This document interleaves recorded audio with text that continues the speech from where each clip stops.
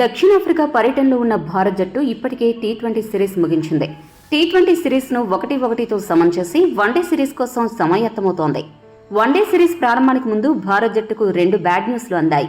One day జట్టులో సభ్యుడైన fast bowler Deepak Chahar అతని తండ్రి అనారోగ్యం కారణంగా వన్డే సిరీస్కు దూరమవ్వగా, టెస్ట్ సిరీస్లో సభ్యుడైన మహ్మద్ షమి ఫిట్నెస్ కారణంగా టెస్ట్ సిరీస్కు దూరమైనట్లు బీసీసీఐ అధికారికంగా ప్రకటించింది.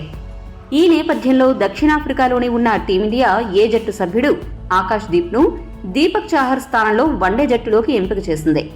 టెస్ట్ జట్టు నుంచి మహ్మద్ షమి కూడా దూరం కావడంతో అతని స్థానంలో కూడా వన్డే సిరీస్ ముగిశాక ఆకాష్ దీప్ టెస్ట్ జట్టులో కూడా సభ్యుడిగా చేరనున్నాడు. కేఎల్ రాహుల్ నాయకత్వంలో భారత్ జట్టు మొదటి వన్డే మ్యాచ్ డిసెంబర్ 17న ఆడుతుంది. అయితే ప్రస్తుతమున్న పరిస్థితుల్లో ఆకాష్ దీప్కు తుది జట్టులోకి చోటు దక్కడం కష్టమే. దక్షిణాఫ్రికా టెస్ట్ సిరీస్ కోసం బీసీసీఐ మరొక ఫాస్ట్ బౌలర్ను కూడా ఎంపిక చేసే అవకాశాలు కనిపిస్తున్నాయి. భువనేశ్వర్, నటరాజన్ లాంటి సీనియర్ బౌలర్లు ఉన్నప్పటికీ బీసీసీఐ సెలెక్టర్లు అలాంటి ఆటగాళ్లకు అవకాశాలు ఇవ్వకపోవడంపై అభిమానులు మండిపడుతున్నారు.